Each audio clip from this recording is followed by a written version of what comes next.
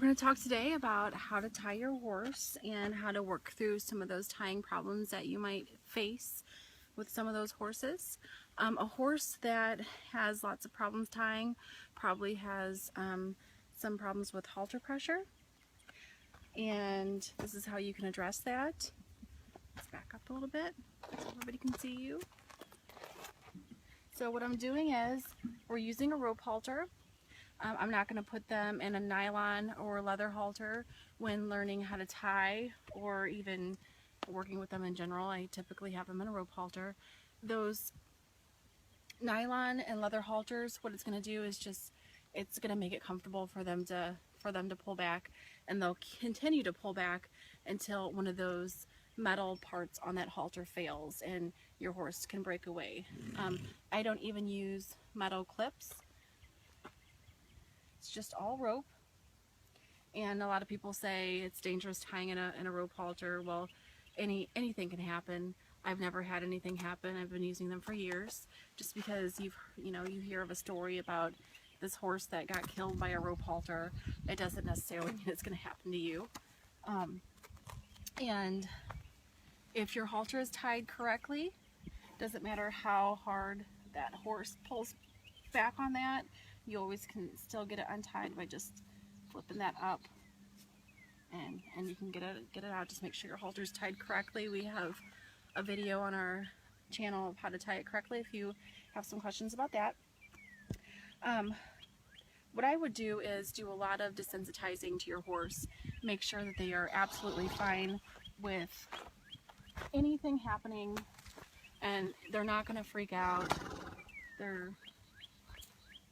They need to be pretty much a quiet, safe horse. Plastic bags, anything you can think of. Do your desensitizing to where they could really care less. What happens when they are tied and they feel trapped? And horses are flight animals anyway, so if something happens, they're going to want to get away. They're going to want to run and use their feet. They feel claustrophobic when they can't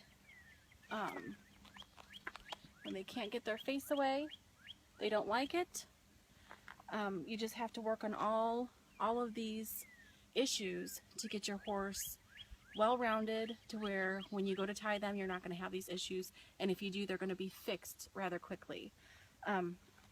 What I would do is make sure I would try to get that response, that claustrophobic response, out of them on the ground first, while working with them with a lead, and then move on to tying. So what I'm going to do here, let me back them up a little bit. Alright, we're going to work on that halter pressure and try to provoke that response, head down, of his head being trapped with nowhere to go. And a lot of horses, when you're working them with this, they're going to raise their head up high to try to escape that. That's a little bit of that response trying to come out. So that's what you're looking for. You're just trying to provoke it. And let me turn them this way.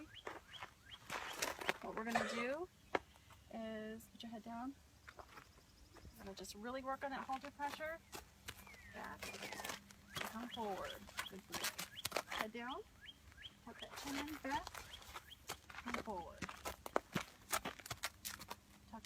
There you go. Tuck it in. Come forward. Okay. Head down. Head down. Come forward. Okay. Come forward. Oh, good boy. Head. Good boy. Head. Good boy. All right. And he's really not gonna give me that response because he can tie. He's pretty much been through it all. He's very well desensitized, and we've worked on a lot of things. What I do is I'll be outside and Like, okay, well, it's that one's turn to tie for a couple hours, and I'll go grab somebody out of the field. I'll just tie him up to the trailer or to the hitching post, and they'll tie for a couple hours. I'll make sure they have water and they got some hay in front of them, just so they're not standing there for 2 hours with an empty gut. But it just teaches them patience, and it's good for them. It's really good for their minds. Especially I have, my 2-year-old. I'll tie him up, and I've done it with all of them. And so everybody can tie. When we go camping with the horses, we tie them overnight. We tie them at the trailer or at the tie stalls, and we'll go back in the trailer and sleep, and they're there in the morning, all alive. None of them's been dead. It's as long as you have a well-rounded horse and you've put your time in, they're going to be fine with tying. There's a lot of people that say, never tie your horse. You're creating a bad situation. Especially never leave them unattended, or they're going to die. And, I'll tie mine up, and I'll go inside and do some housework or do some chores outside, and everybody's fine because everybody's been worked with and made sure that we're all okay with it. And if there's a problem, we address it, and we move on, and we're still fine with it. A lot of people tie with about this much of the horse free, so they really can't move around. A lot of people don't like to tie long because they don't want their leg to get wrapped up in it, or they step on it, which is fine, but I would at least tie to where they can hang their head comfortably in a natural position, and they can bend around to their sides if they need to. I wouldn't tie them super tight to where you're almost hoping you get that reaction out of them to where they feel claustrophobic and trapped.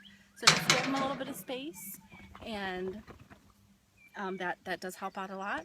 And what I have done too in the past is I like to take them in my yard with their halter and lead on, and I use a 14-foot lead, and what I do is I just drop it and I just let them graze.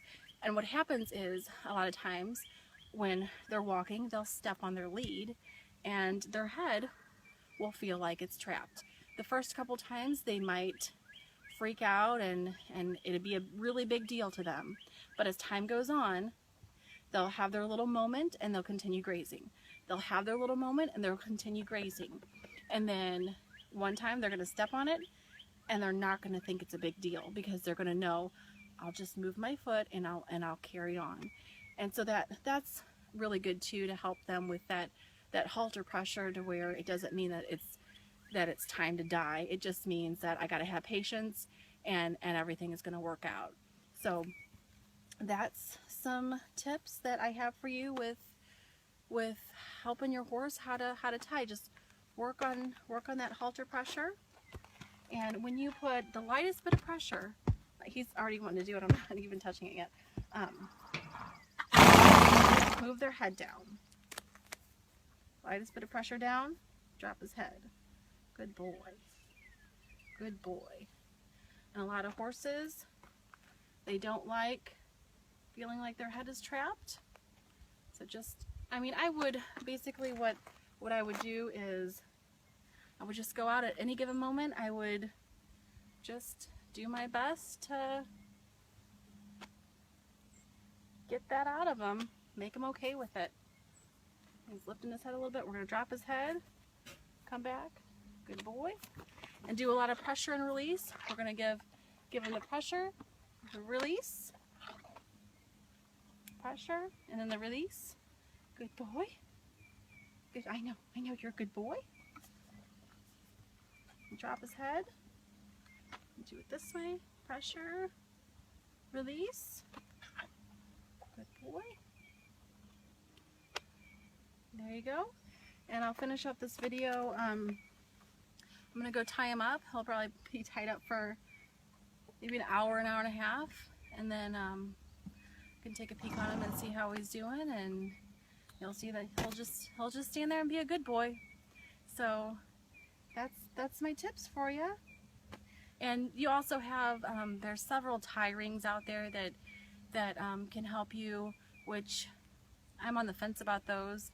I feel sometimes it might be reinforcing a bad habit that they're going to pull back and continue to get that release.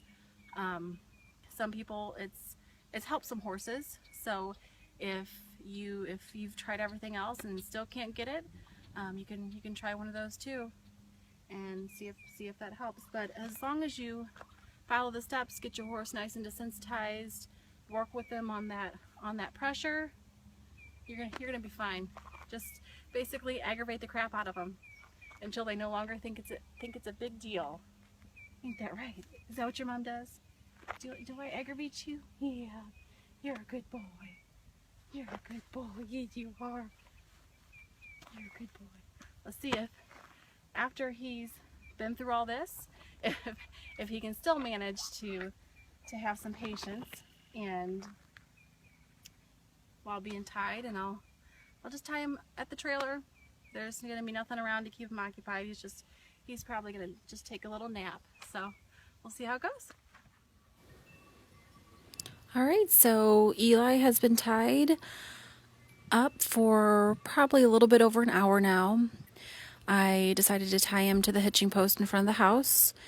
I gave him plenty of room to move around and be comfortable with, and he's tied with a quick release knot.